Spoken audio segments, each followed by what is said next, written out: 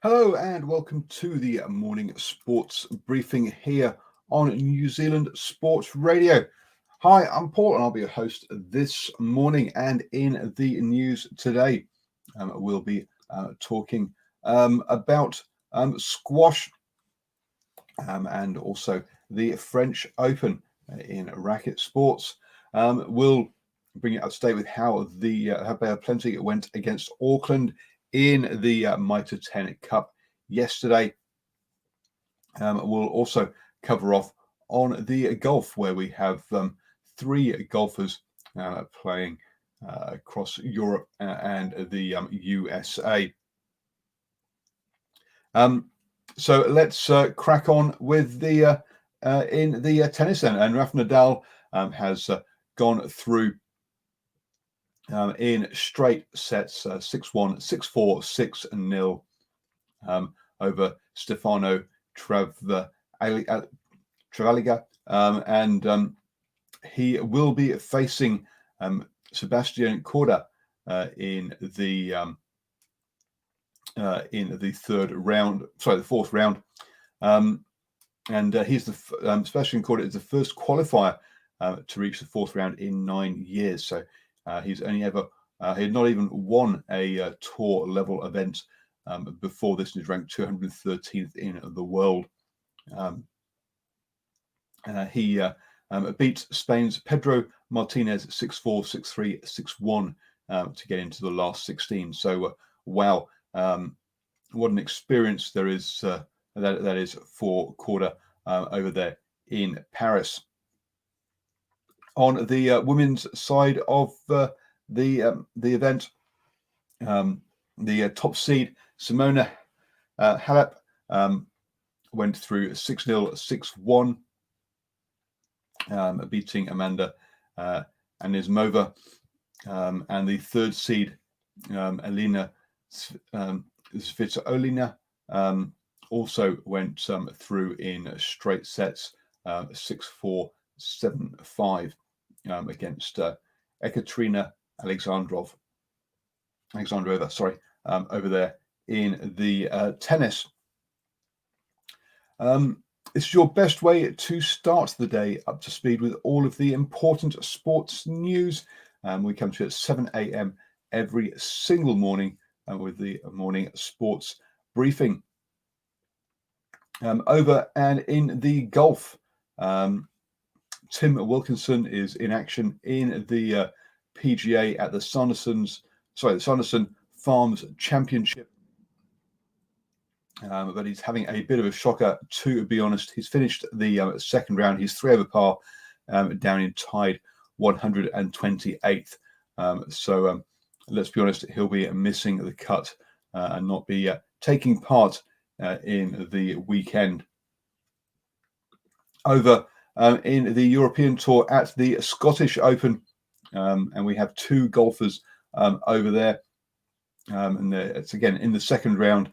Ryan Fox is had a bit of a tough one in the second round, 3 over par, fit to be 1 over par for the tournament, and he is tied at 75th. Michael Campbell is further down the leaderboard at 5 over, and he is tied 108th. So I'm not sure if either of those will be making the weekend action. I'm now going to hand you over to Stephen, who is going to take us through our birthdays this morning. Morning, Stephen. Good morning, Paul, and good morning to everybody tuning into New Zealand Sports Radio. Just before we start, I'll just check on the weather in Auckland today. Looks like it's 8 degrees at the moment. Going to be a high of 18, and we're pretty much clear for the weekend. So get out and take in a lot of the sport that's happening today. Of course, a bit of Mitre 10 Cup action happening today, but in birthdays is where we head this morning. First up, Sir Brian George Williams, KNZ MBE, born this day, the 3rd of October 1950 in Auckland, as a former New Zealand Rugby Union footballer and former coach of the Samoan national rugby team. Williams played on the wing and was blessed with pace and a brilliant sidestep, which bamboozled many of defenders. He made 132 appearances for them between 69 and 82 and 38 appearances for the All Blacks between 1970 and 1978. He coached both the Samoan national team and was also an assistant coach at the Hurricanes. The 1983 Queen's Birthday, in the 1983 Queen's Birthday Honours, Williams was appointed a member of the Order of British Empire for services to rugby. In the 2013 Queen's Birthday Honours, Williams was appointed a companion of the New Zealand Order of Merit also for services to rugby. He was promoted to Knight Companion for the same order.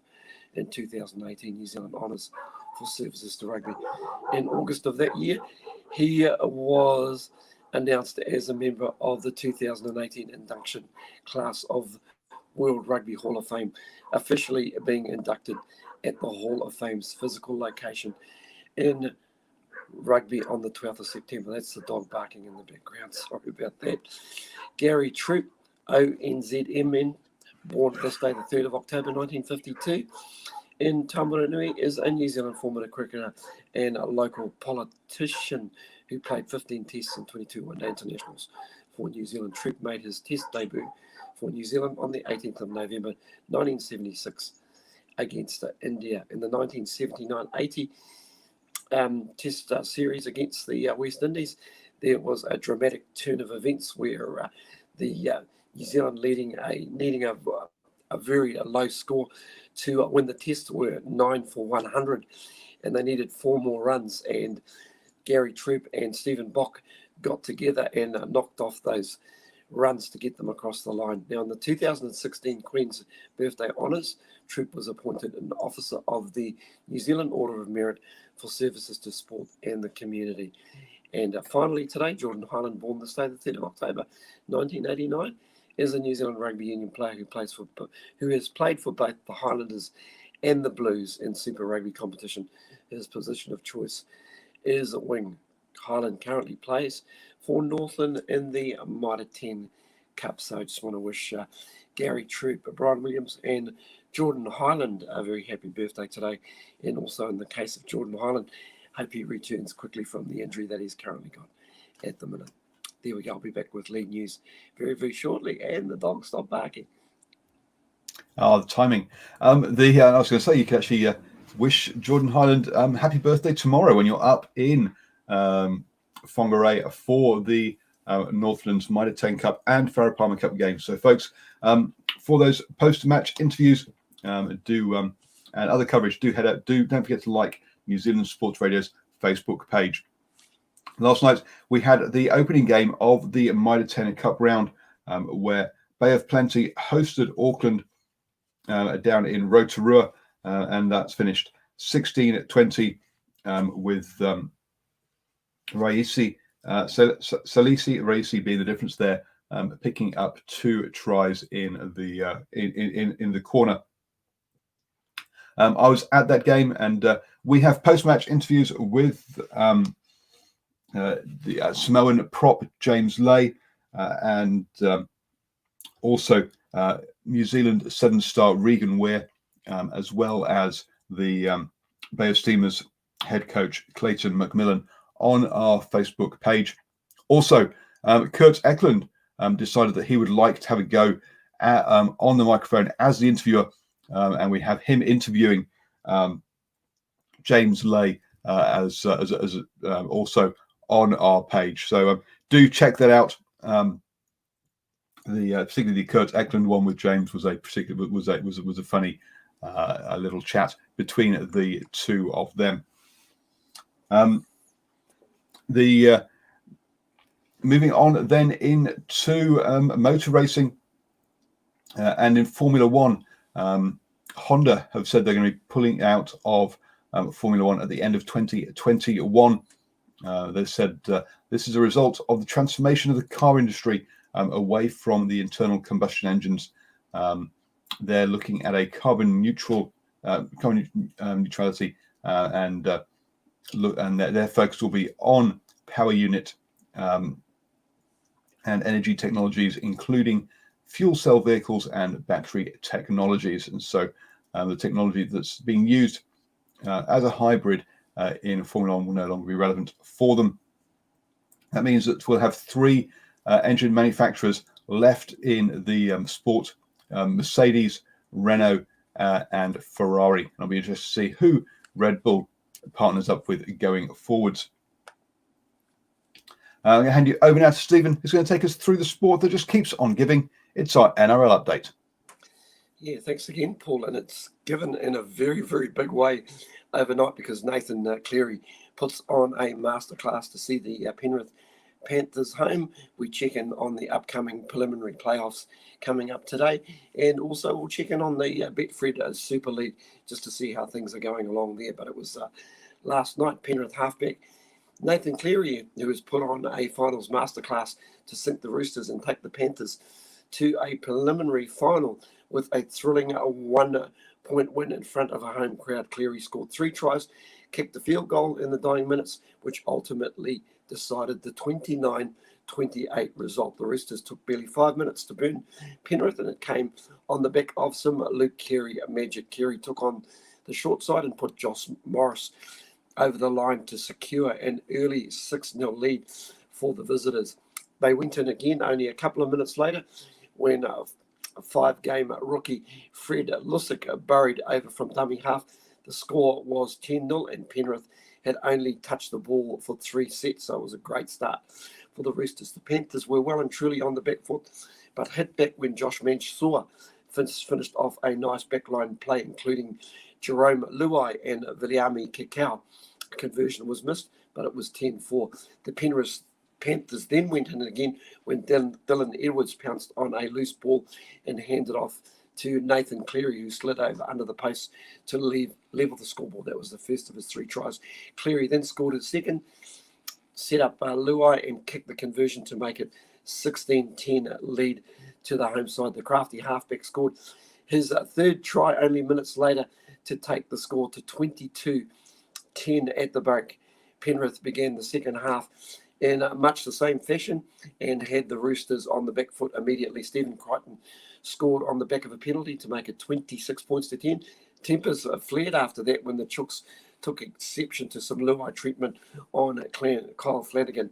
The Roosters hit back quickly when James Tedesco barged his way over to score a great try and make it 26-16, and the Roosters went in again when Josh Morris finished off a bizarre play in which the ball bounced off several players and ended up in the end goal on its own. It was 28-22, and it was well and truly game on.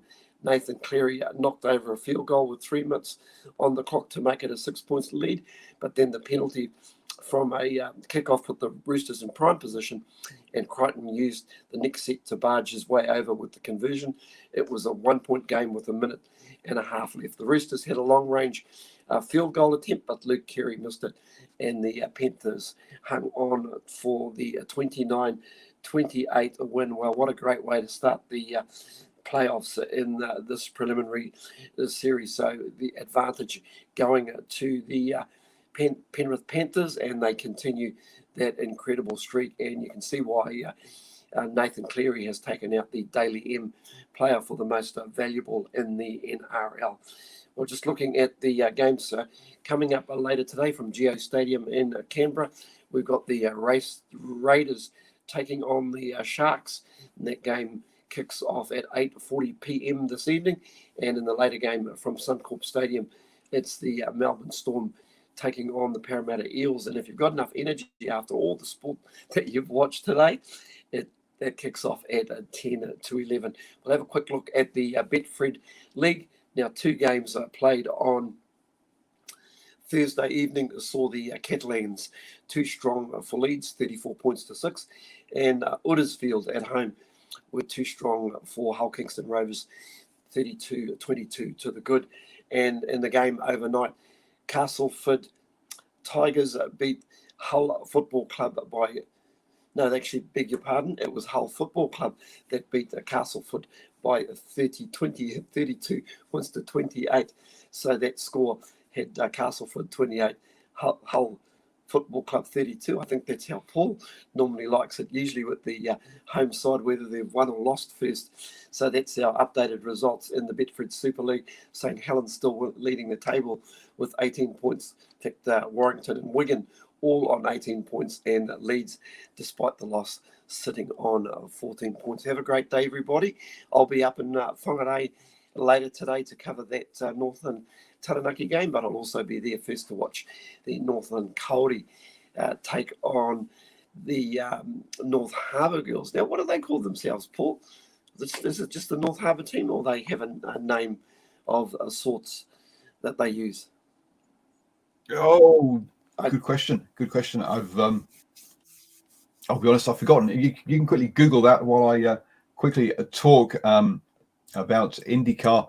And this weekend, it is the IndyCar Harvest Grand Prix, which will see Scott Dixon in action. North Harbour Hibiscus. Sorry. That's right. Yes, the Harbour Hibiscus.